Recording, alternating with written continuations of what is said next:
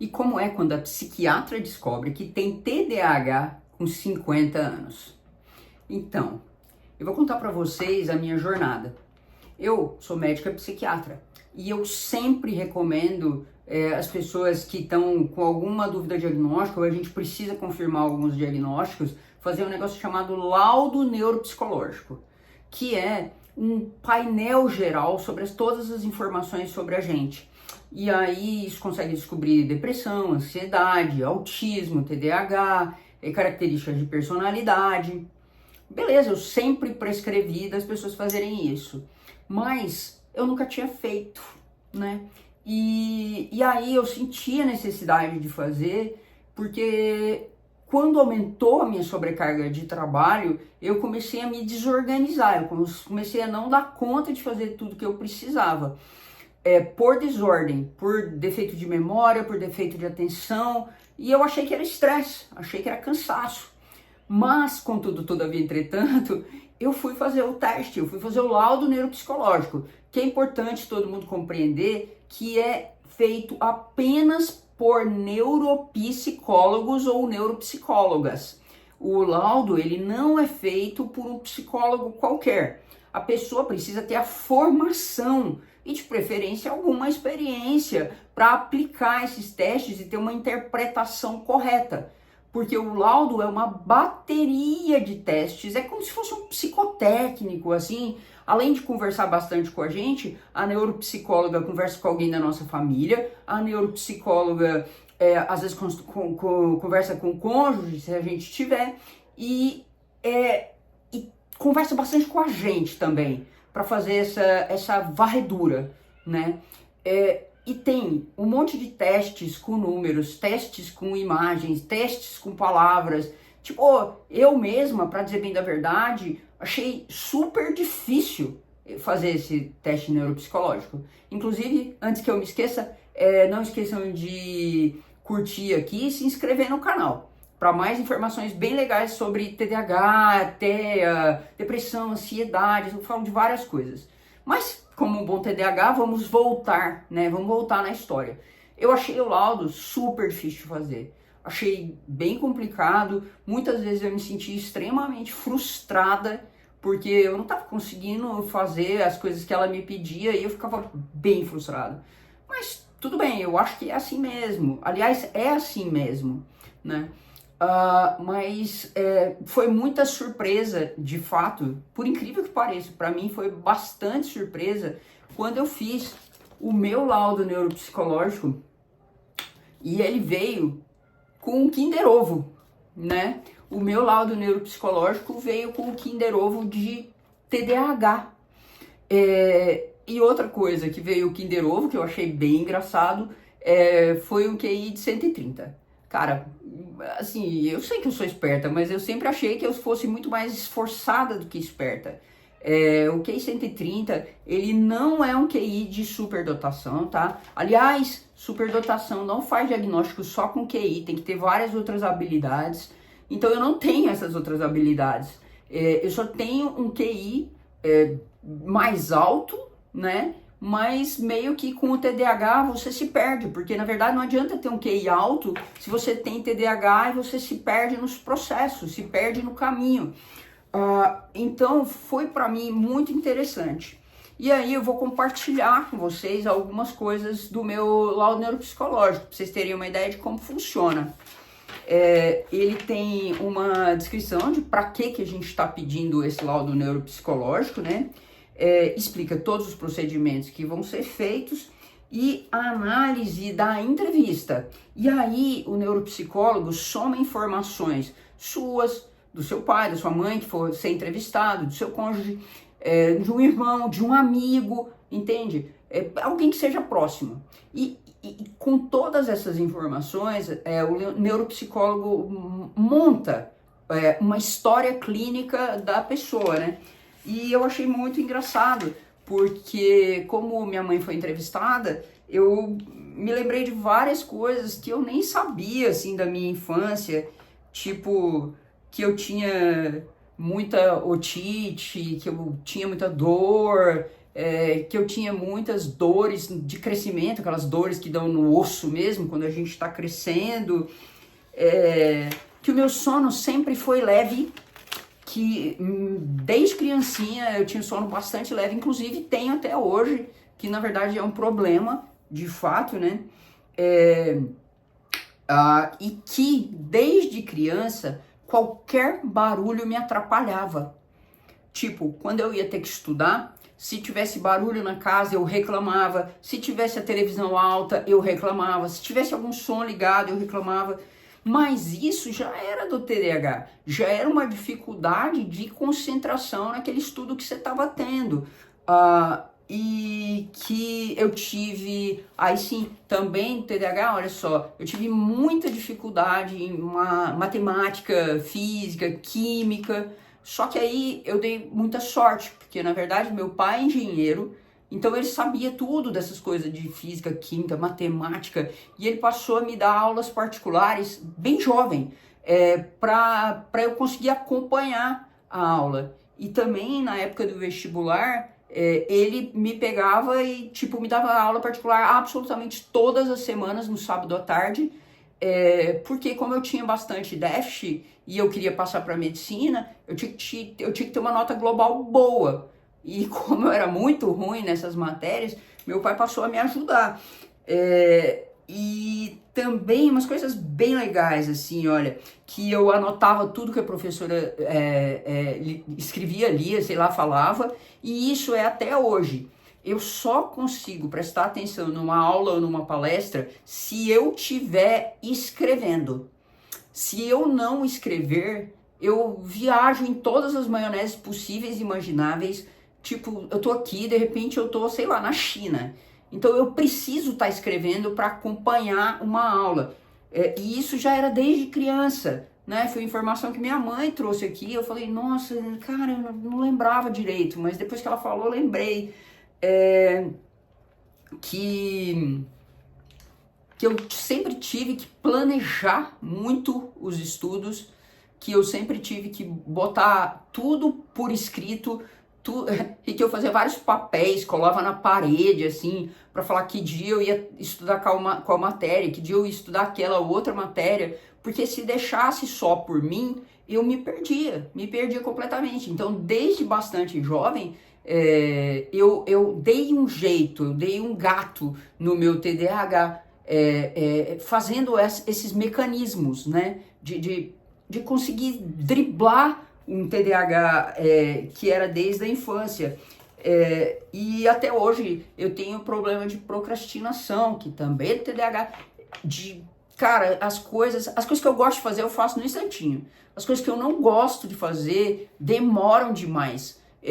O meu doutorado demorou um infinito, porque no final eu só queria desistir. Estava muito difícil.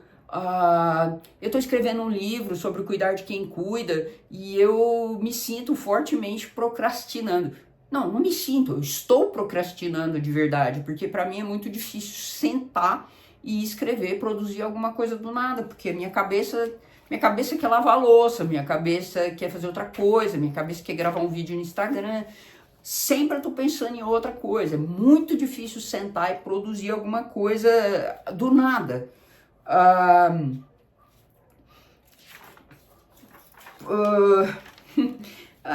Que eu, desde jovem, era pragmática. Pragmática é ótimo.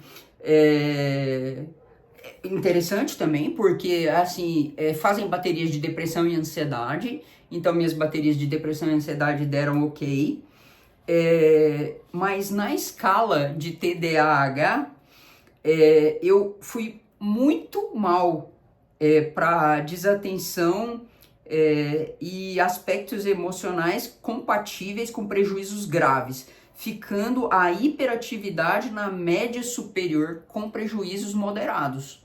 Ou seja, a desatenção causava um grave prejuízo, e os aspectos emocionais da falta de atenção me causam prejuízo moderado.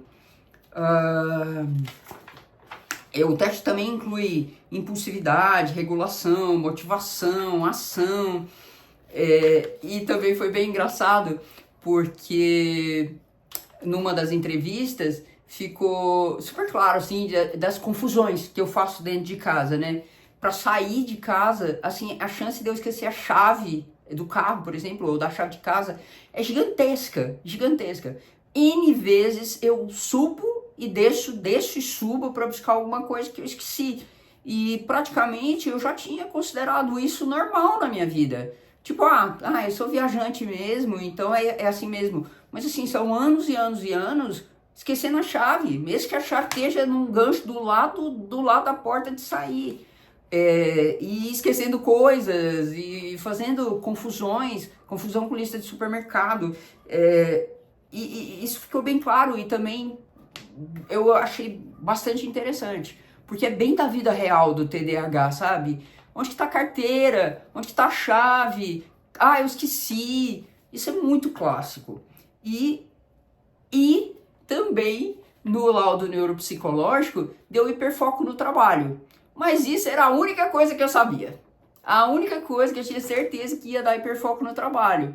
Porque assim, eu entrei na faculdade com 16 anos, saí com 22, entrei na residência de psiquiatria, saí e assim, tudo que eu fiz nesses 27 anos praticamente foi trabalhar. Eu acho que eu não fiquei, eu tenho certeza, assim, desses 27 anos, eu não fiquei um dia desempregada, eu trabalhei durante 27 anos, eu tenho 2 licenças médicas na minha vida. Uma porque eu operei o joelho e a outra pela psiquiatria, porque eu estava num emprego muito ruim, eu tive um burnout, eu sofri assédio de um chefe, assédio moral, tá, gente? Assédio moral de um chefe, e aí eu fui tentando aguentar e de repente quando eu vi eu tinha quebrado, tava doida, varrida, depressiva demais da conta, e aí eu tirei essa licença de 15 dias para depois pedir demissão desse trabalho.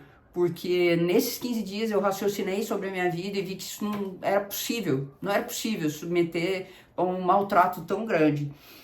E pior, esse emprego era um emprego público. Eu pedi exoneração do emprego que eu era concursada, porque era muito ruim, eu não tinha para onde ser transferida. E eu sofri bastante, e a melhor decisão mesmo foi ter pedido a exoneração, demissão do cargo público, né?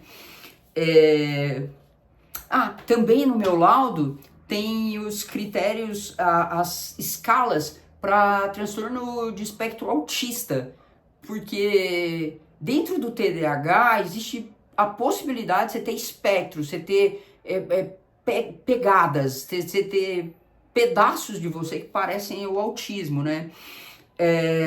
E acabou que eu dei um nível moderado para comunicação e interação social, que de fato eu não tenho muita interação social, porque só vivo trabalhando, né? E deu um nível severo de motivação social, que é vontade de ir procurar outras pessoas para convívio sim, o convívio do dia a dia, e também deu nos critérios de autismo um padrão muito restrito e repetitivo. Que sim, isso aí também eu sempre soube que eu era, tipo, eu gosto de fazer as coisas todas do mesmo jeito, certinho, bonitinho, de preferência eu faço tudo do mesmo jeito, eu vou no mesmo restaurante, eu sento na mesma mesa, eu vou na mesma padaria, eu sento na mesma mesa, eu tô com o mesmo analista, tem 27 anos, eu tô com a mesma treinadora, minha fisioterapeuta, há 8 anos, eu sou pessoa de hábitos muito estáveis, então eu já esperava, né? O problema é que esses resultados que não deram autismo, tá? Não deu critério de autismo, mas indicou um prejuízo no comportamento social recíproco, e que leva a uma interferência substancial nas interações sociais cotidianas. Então, tudo isso faz com que eu precise me esforçar mais para manter as interações sociais cotidianas.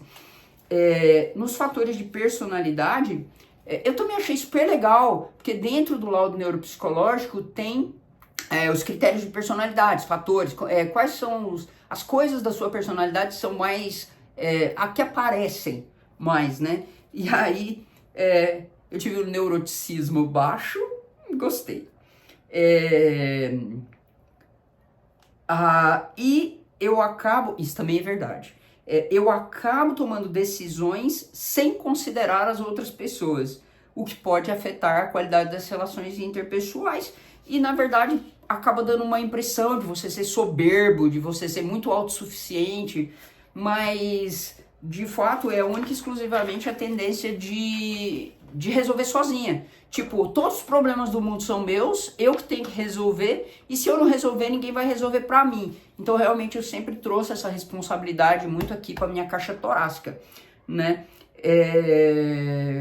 Mas, eu tive uma extroversão alta, com senso de intimidade, com facilidade de conhecer pessoas, assim, mas que não tenham uma interação social muito profunda, sabe? Conhecer, assim, por cima. Porque, na verdade, aí, a minha socialização deu baixa,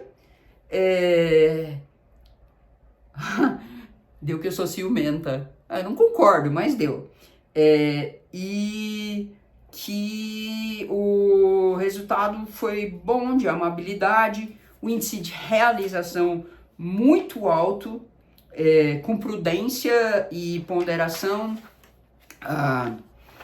a abertura para novas ideias deu baixo, quer dizer, assim, eu não aceito tão bem que me tragam novas ideias, também é verdade. E aí, na função cognitiva, né, no QI, aí foi a surpresa, porque eu apresentei um quociente de inteligência geral de 130, com 125 no verbal e 128 na execução. Então, assim, é bem fora do parâmetro, é bem fora da curva de Gauss, assim, do fator de distribuição. Geralmente as pessoas estão distribuídas entre 90 e 115, meu Deus, 130. Só que eu sempre falo, inteligência demais às vezes é uma maldição, porque a gente já entendeu que tudo está acontecendo, a gente já entendeu o que a pessoa está falando e a gente perde a paciência, porque a gente já entendeu a situação, já entendeu o jogo, já entendeu a solução e a pessoa ainda está te contando o problema.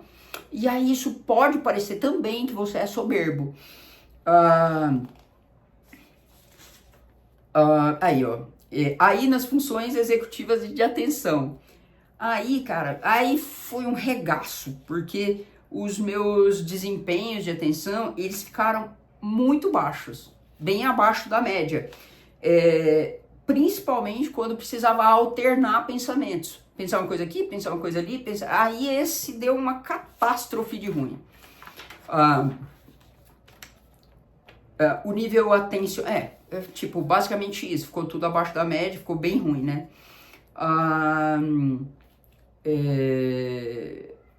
E também outra coisa do TDAH, é que nesse teste eu falava uma coisa e fazia outra. Quer dizer, eu sabia o que eu tinha que fazer, mas na hora de fazer eu fazia errado. Teve várias dessas que aconteceu no meu laudo neuropsicológico e foi bem ruim, né? E aí também a memória acaba sendo um pouco prejudicada, porque se você não presta atenção, você não tem memória. A verdade é essa. Então, o que aconteceu foi, pela atenção, acabou que a minha memória ficou bastante ruim, o que é uma insanidade, porque na verdade você pensa num QI alto, com a memória ruim, com a atenção ruim, tipo, você tá sempre compensando uma coisa com a outra, né? E aí, na conclusão, veio essa história do quociente de inteligência bastante alto, porém, que eu tinha um desempenho ruim. Quando eu precisava avaliar alternância, ter flexibilidade cognitiva, minha memória episódica verbal era muito ruim. Então eu tive vários problemas, eu apresentei vários problemas durante a aplicação dos testes, né? Na verdade, eu me saí muito mal na aplicação dos testes. E aí, a coisa mais engraçada do mundo, porque veio um transtorno de déficit de atenção, como a função, tipo, apanhado geral de todo o teste, concluiu que eu tinha déficit de atenção. E isso era uma coisa assim que eu achava que eu era só atrapalhado, eu achava só que eu tinha memória ruim, atenção ruim, eu sempre achei a minha vida toda. E pra mim foi uma enorme surpresa, e eu acho que isso é uma coisa mais legal de tudo. Pra mim, que trabalho com isso, foi uma surpresa gigantesca isso aqui. E isso me fez levar essas questões pro meu analista, e aí a gente está começando a tratar o TDAH. E putz, cara, é pouco tempo, eu tô com, sei lá, nem um mês de tratamento do TDAH e eu sinto uma diferença gigantesca, é uma coisa bizarra do tanto de diferente que eu já tô sentindo, sabe? E eu tenho potencial para melhorar mais ainda, só que eu sou daqueles casos de TDAH que não pode tomar estimulantes.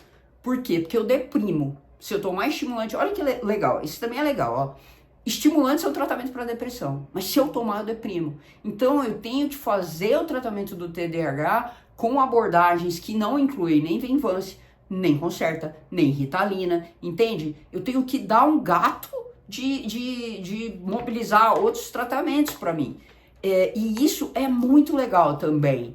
Porque mesmo com tratamento de segunda linha, digamos assim, eu já tô tendo muito resultado. Então era isso que eu queria compartilhar com vocês. Queria compartilhar como é importante fazer o laudo neuropsicológico e como a gente descobre coisas maravilhosas que a gente jamais imaginava, tá? Então, vou pedir para vocês me seguirem no Bote Salva Vidas no Instagram, Rita Jorge 59 no TikTok. Aqui, por favor, pelo amor de Deus, nunca te pedi nada, dá um joinha aqui e se inscreve no meu canal, que a gente vai ter bastante coisa para conversar ainda sobre psiquiatria, psicologia, estoicismo, que é uma cadeira filosófica que eu adoro, eu sempre posto. A gente vai ter bastante assunto, tá? Beijo, gente. Tchau, tchau.